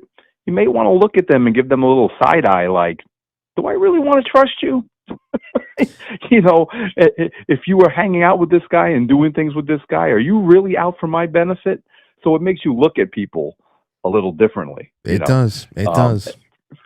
But what I'm curious, you know, talk about the bigger, you know, I want to talk about, like, you know, the guy from Allied Wallet, the owner of that. He was connected with Epstein, but so was, you know, who his partner was for Allied Wallet? Andy, I think his name was pronounced Andy Hawaja, who was connected with Epstein. George Nader. Nader. Remember Nader? Yeah. He's actually, you know, the pedophile that Mueller brought forward to impeach Trump, and they basically let a pedophile, a violent pedophile, loose for about a year, just so he can testify. I know. I remember. I remember those. All the information on Nader. I mean, in fact, I think those guys traveled in the same circles, and you're not telling me that those two did not know each other. Guaranteed. Nader and Epstein knew each other somehow, some way, especially if the guy who was the co-owner of his company knew Epstein. Of course he knew him. And how about the Olympic angle to all of this? I haven't heard that talked about. You know, Wasserman, the guy who brought the Olympics to LA, he was associated with Epstein, went to the island, was on the Lolita Express and all that. And how about the letters that this guy was writing to Larry Nassar right before he died? I know that was one of the last. That never gets talked about much. I know. I'm still stunned by that. It's a big time for that to be one of your lifelines. To say, I'm going to sit down and write a handwritten letter, and it's going to be to Larry Nasser, and of course we three have discussed that, and not only that, but the Sandusky angle as well at Penn State, and it makes you look at everything a little different. It does. It does. That's why I like having you guys on when something like this happens, because it's almost like what's the resolution going to be? That's always up in the air, and people usually get blackpilled when you have to really face that question and head on. But it really is a galvanizing event where you're almost like you want to open up the books again and make sure that there's not any blank spots that you can now fill in with a definitive answer. And that's I think that's what we've gotten in a number of ways. There's a lot of details and footnotes that can now be put into the records that we're all keeping in our own personal ways. I think that's a good way of putting that, Frank. You can with these emails and the connections that are made, you can almost fill in the gaps right in some areas with the information you already have. Now, what that leads to, who knows? But now, when you talk about filling in gaps, right? It's everybody's scouring the emails, looking for anything lurid, talk about blackmail,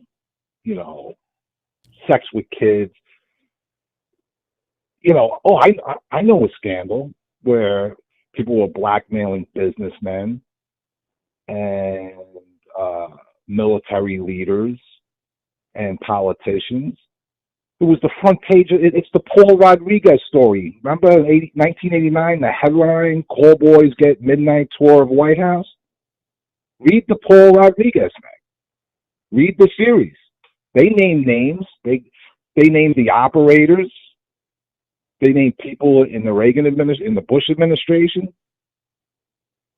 But nobody ever talks about that. And that's 89. And, Craig Spence came out and said, working for the CIA, we were blackmailing everybody. So there's that part of it. If you're looking for something really, if you're looking for the sick stuff in the Epstein emails, when you're looking for, crazy stories about kids being, harmed in horrible ways, well, you got Utah County that nobody ever talks about. Yeah. And that case, boy, they cover that freaking thing up. Hamblin walked. Everybody walked.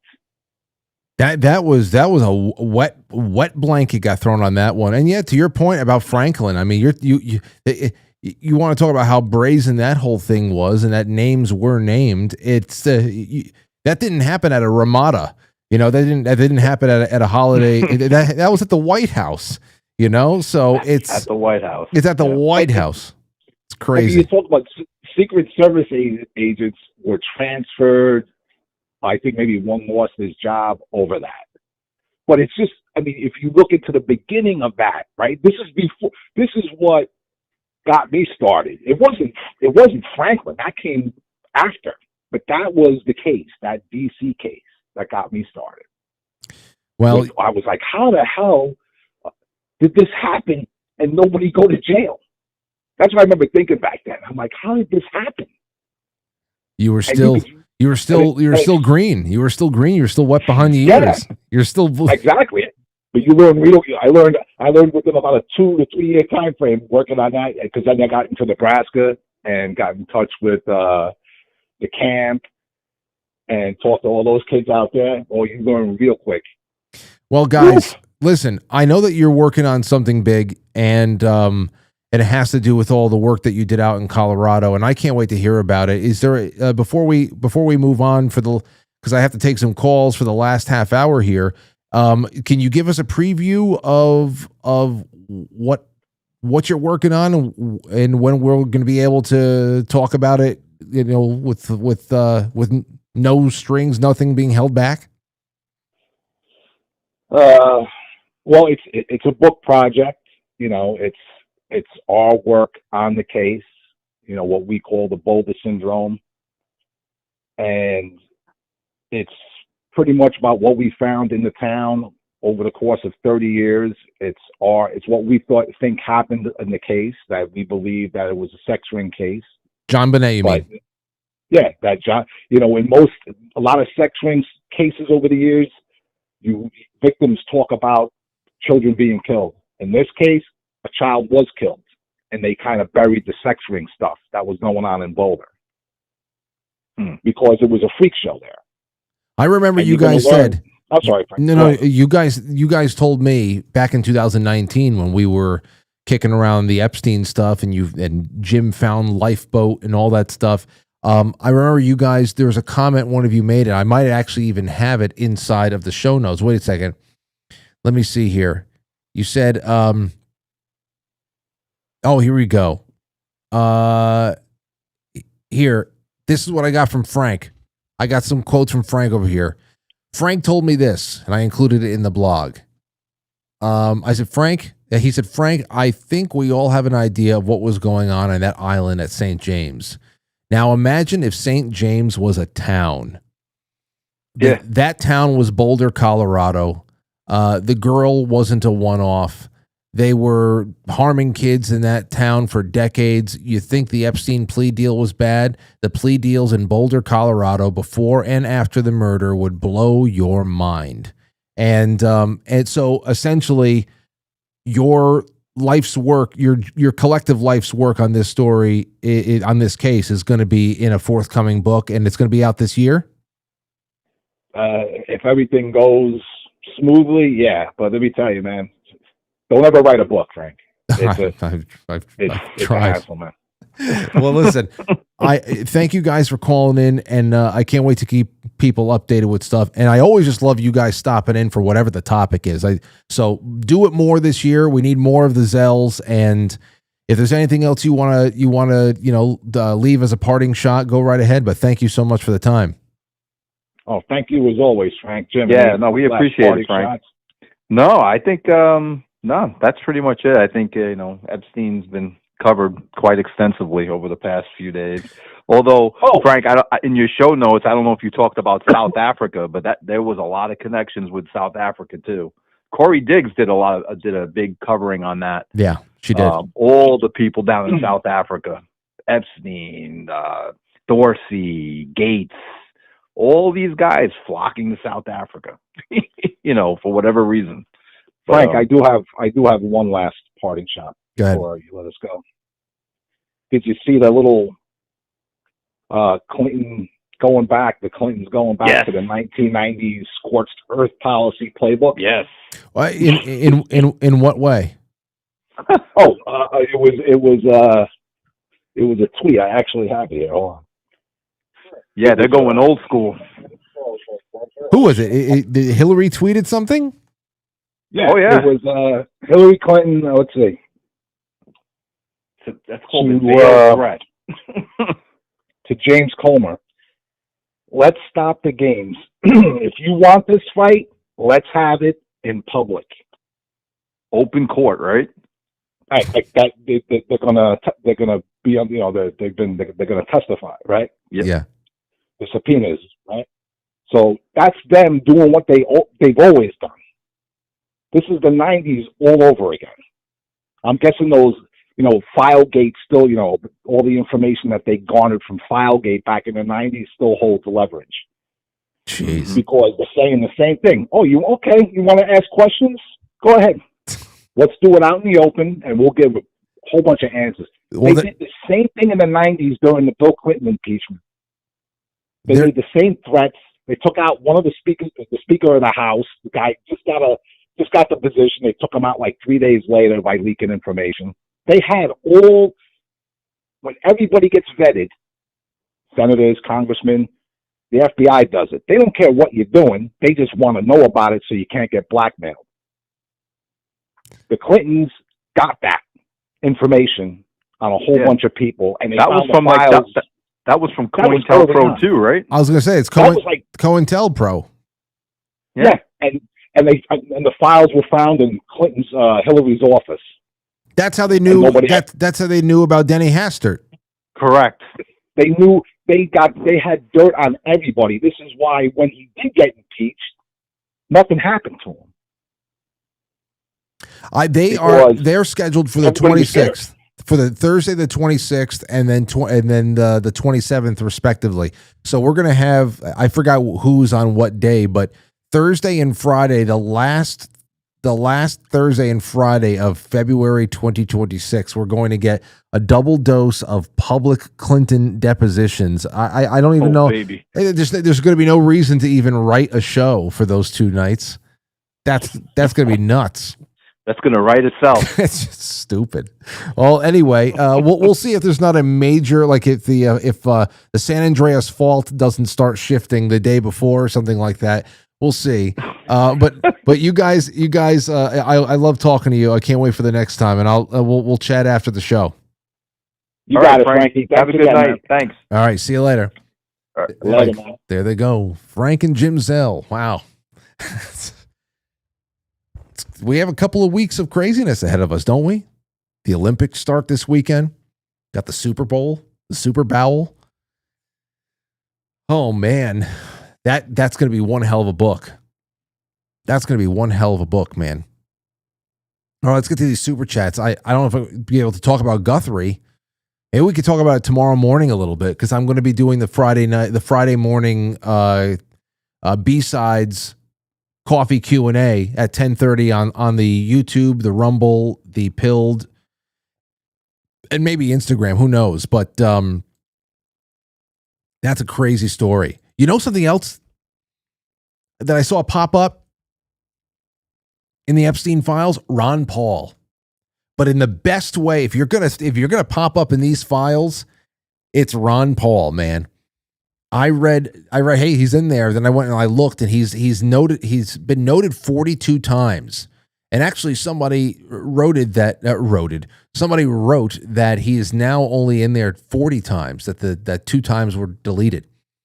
But it's essentially all these types of conversations about how, Ron essentially point to how Ron Paul was the only legitimate American candidate in 2008, 2012.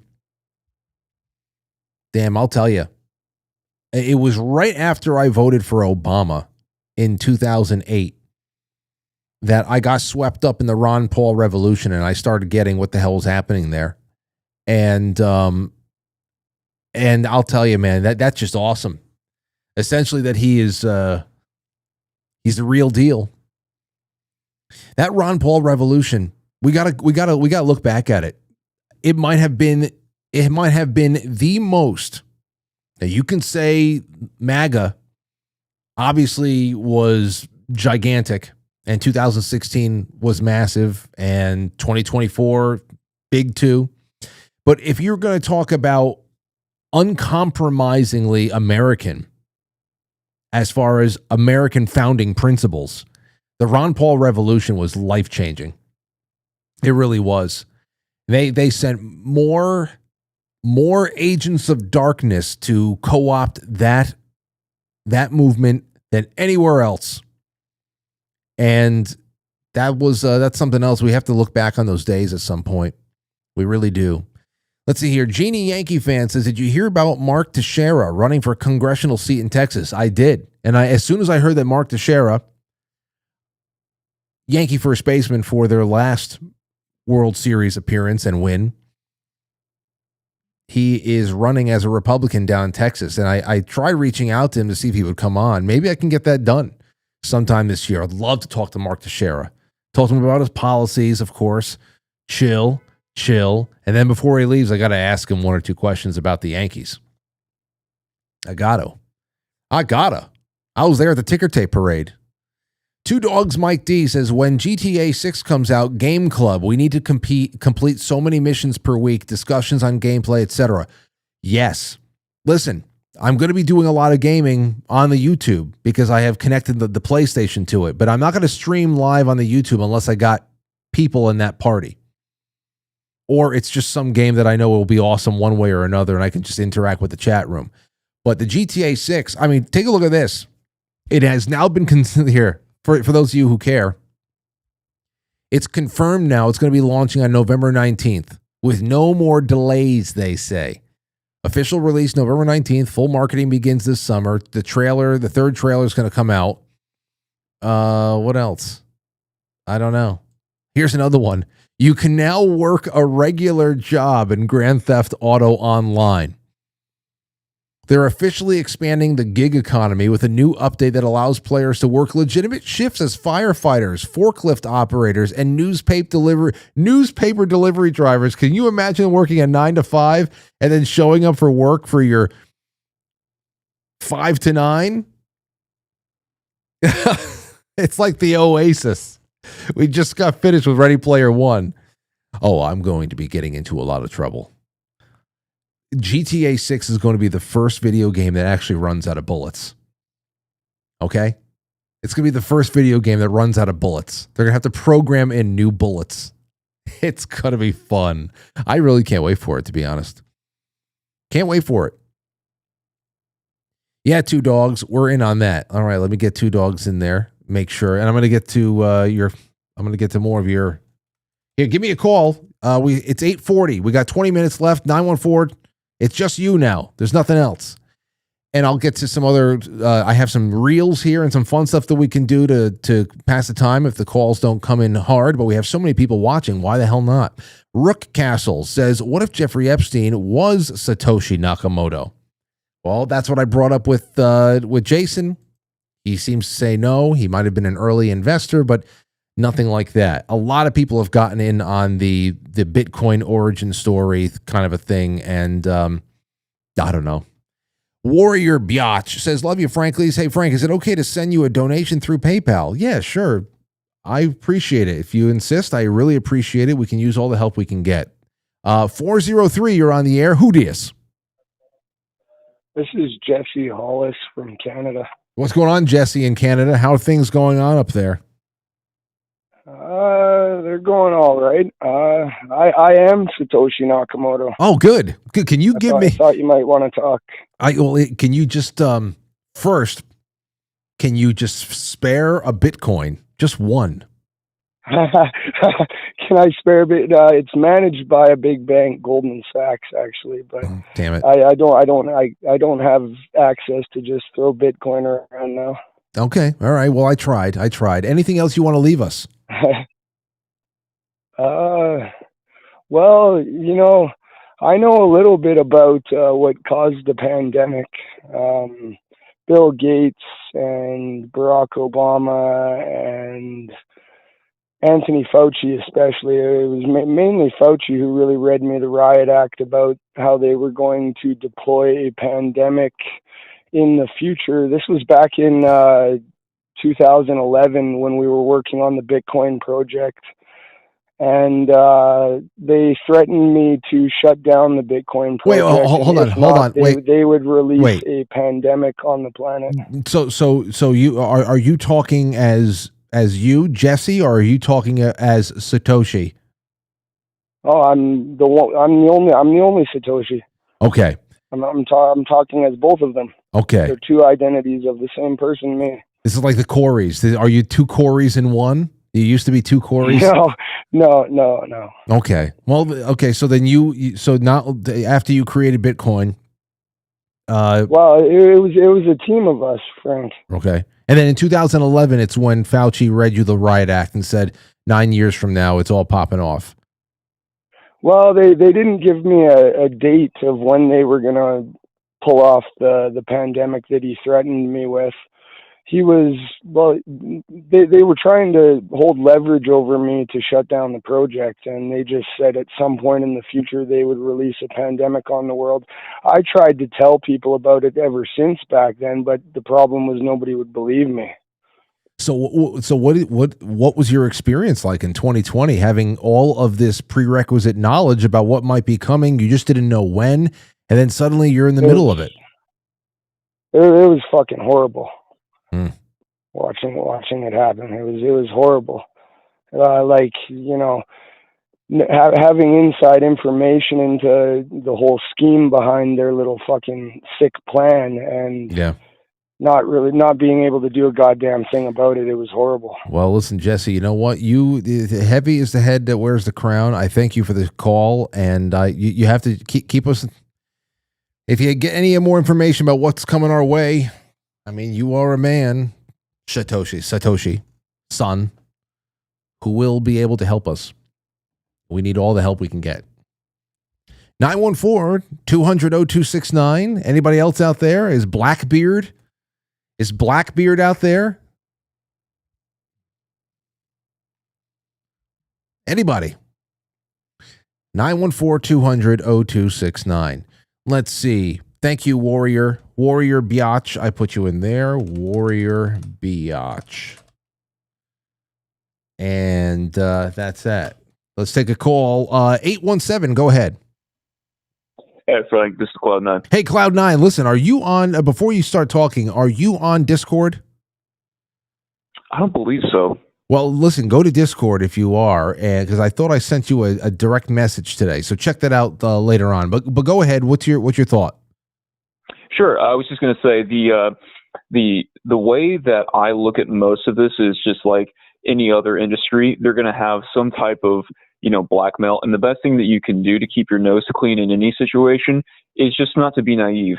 I love going to Game of Thrones in these times only because it just reminds you that you can be Eddard Stark, you can be honorable, but oftentimes people are going to manipulate you. Even if you are honorable and you have a good moral code, you're still susceptible to manipulation. So just don't think because you have your nose clean that nothing's going to happen to you or your family as a result. But on lighter news, I was just curious, have you seen the new trailer drop or the new teaser trailer for Resident Evil Requiem? No, I haven't. Dude, you got to watch it. Okay. I'll check it out. Okay. I'll just tell you like the very beginning because it's essentially, I guess it's like live action. It's a live action nuclear fallout scenario. Towns going up. If you've ever played the old school Resident Evil games with the tank controls, I think it's 1 through 3. Mm-hmm. It harkens back to that. I won't say anything more, but you just got to, after you're done with the show, you got to watch the trailer. All right.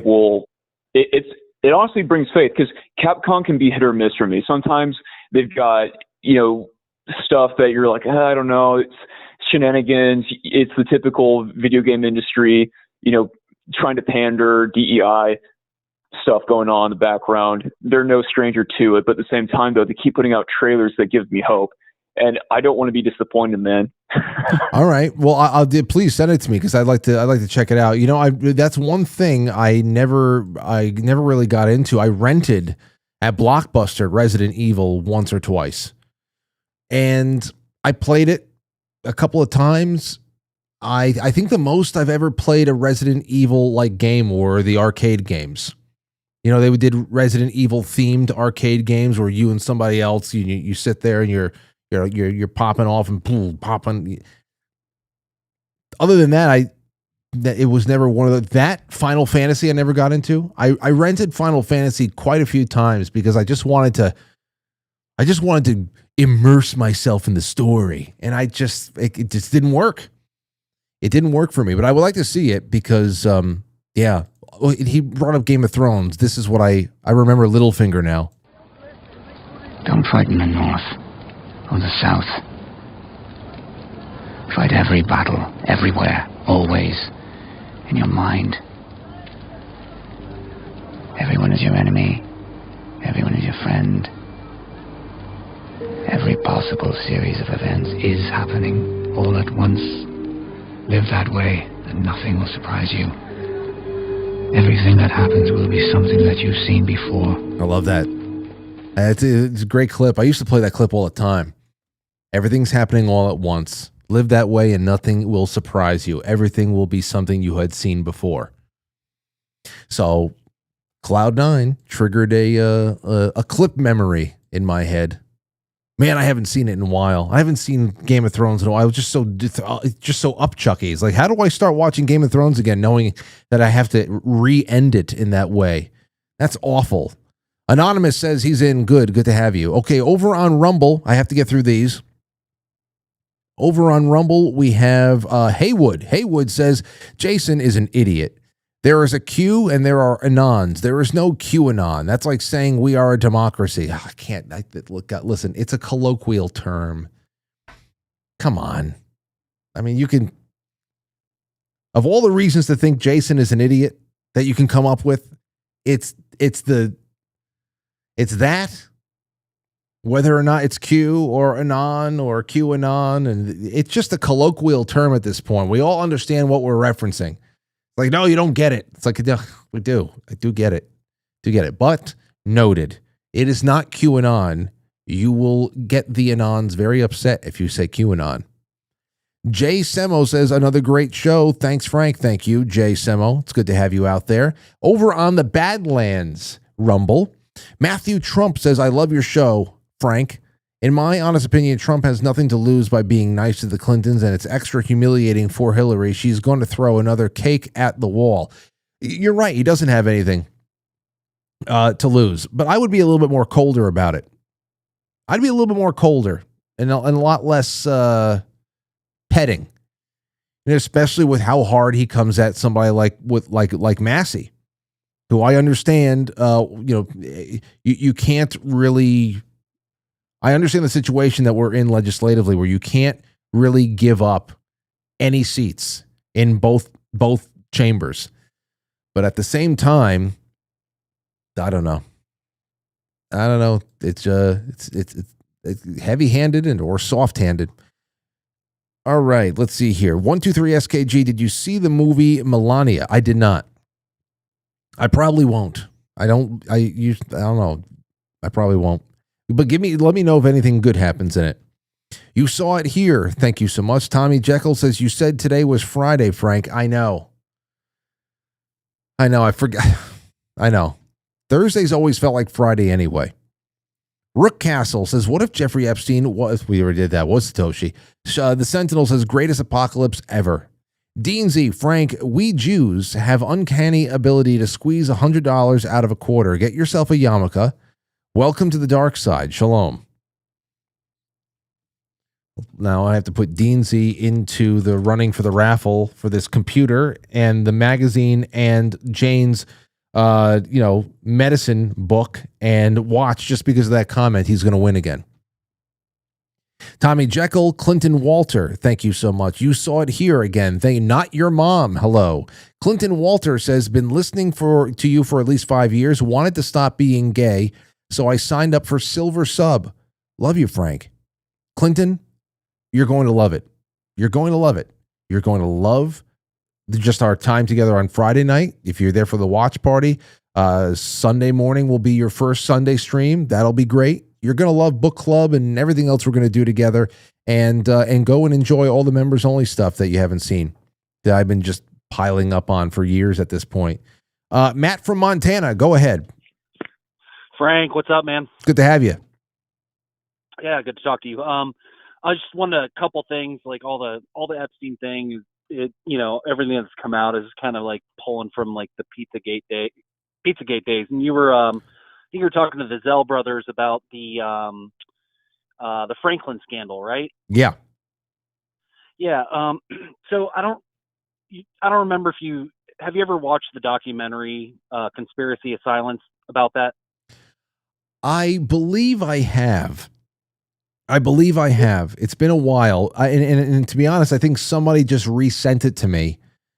It resent it to me just within the last 48 hours. And that's how I was able to jog my memory of it. It's like an hour and a half or so. Yeah, it's around that. It was originally supposed to air on the Discovery Channel, and then it got pulled. And then what you can find on YouTube or whatever streaming, wherever it's hosted, is like a kind of like a rough cut maybe. But anyway, there's one of the main characters in that that was being interviewed during that documentary by that investigator and the documentarian. I've seen a video of him, and I don't think it made it into the documentary. It might be in there. It's been a while, but he's on record on video talking about being at a party as a young kid that was brought to a party for a bunch of powerful people and politicians, and he's on video talking about how he saw George Bush Sr. in back room with kids, and I think he said getting head. So I don't know. All this is kind of just like memory banked from all the craziness back then when we all started looking into all this. If you find a link, send it to me, because I've seen so many documentaries like this over the years. I don't know. It sounds familiar. I think I know the one you're talking about, but maybe not. Send it to me. You can always send me stuff, everybody, at frank@quitefrankly.tv, or tag me in the Discord, or because, people do a lot of communal sleuthing and stuff in the Discord. So please get into the Discord. That used to be such a vibrant hub for the show prior to us getting nuked years ago. And now we're coming on back and the activity's coming back, but I would love for it to be a little bit more lively in there. So by all means, Matt, link up with me either there or an email. Always. Thanks, brother. Yeah, take care. Take care. All right, it's 8:55. Let's see who's going to win this shite. Let's see who's going to win. Let me make sure I didn't miss anybody. LDBGQ1 says, best shirt ever, Frank. I've had this shirt for a long time.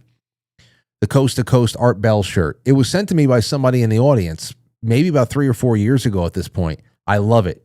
It's so comfortable. I like wearing it out and all that, but this is the first night I've ever worn it on a show, because I felt like that would be like going to a concert with a band shirt on, but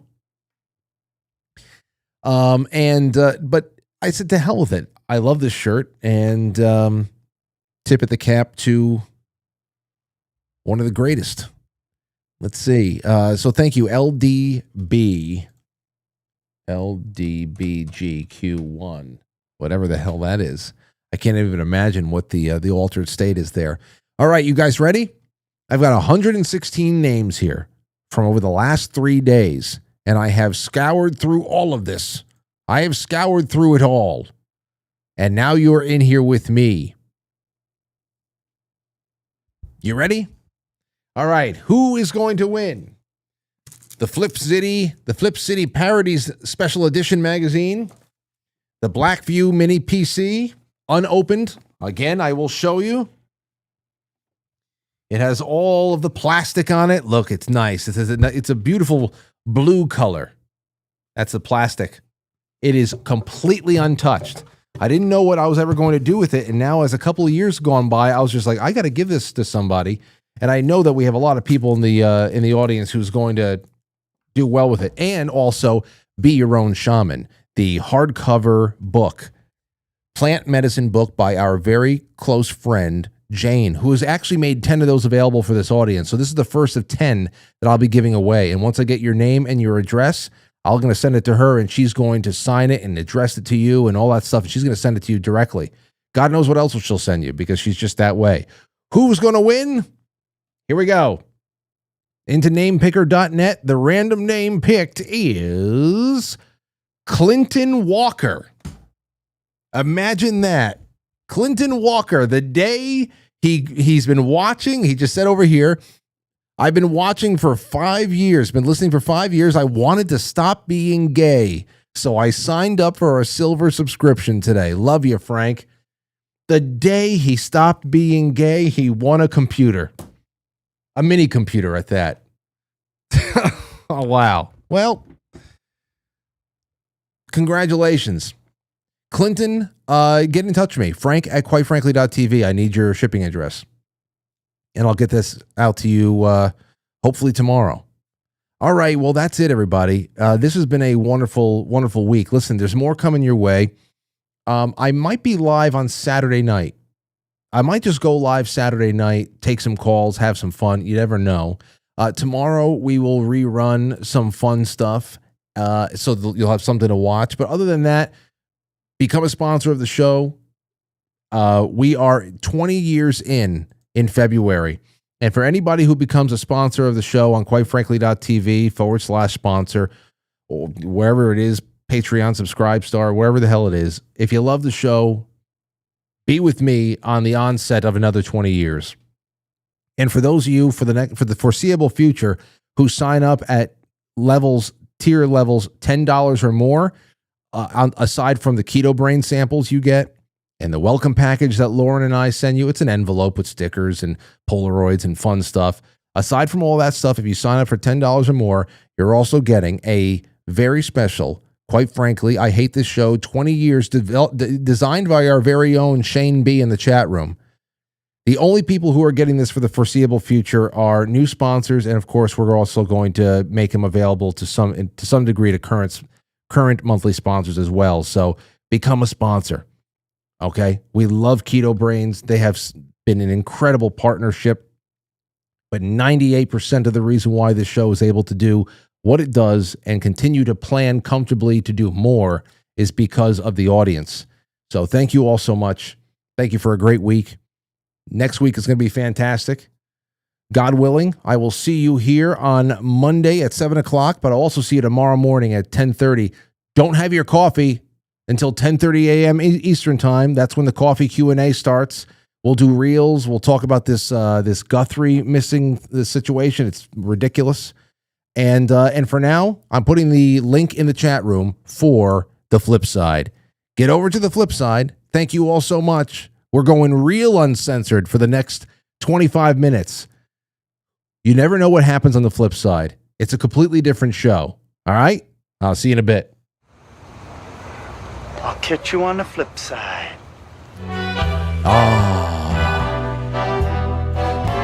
Thank you, everybody. Thank you so much. And also, thank you to Badlands for having us on the Thursday night again. I love being on Badlands on Thursday nights. You guys and gals have a wonderful evening, and thank you for being a part of tonight's taping. And thank you to all of our wonderful super chatters and subscribers. And that's that. That's right. That's that. It's time to flip on over to the flip side. Hit that link, and I'll see you soon.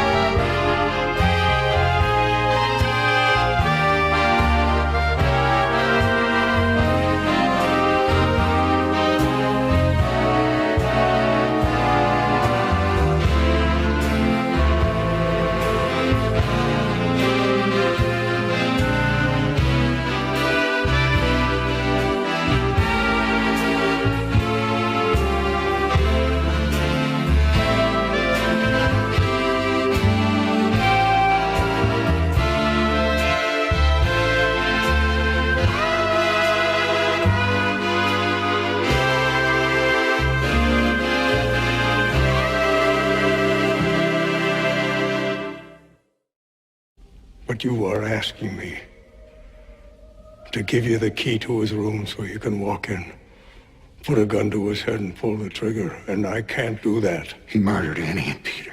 There are only murderers in this room. Michael, open your eyes. This is the life we chose, the life we lead. And there is only one guarantee. None of us will see heaven.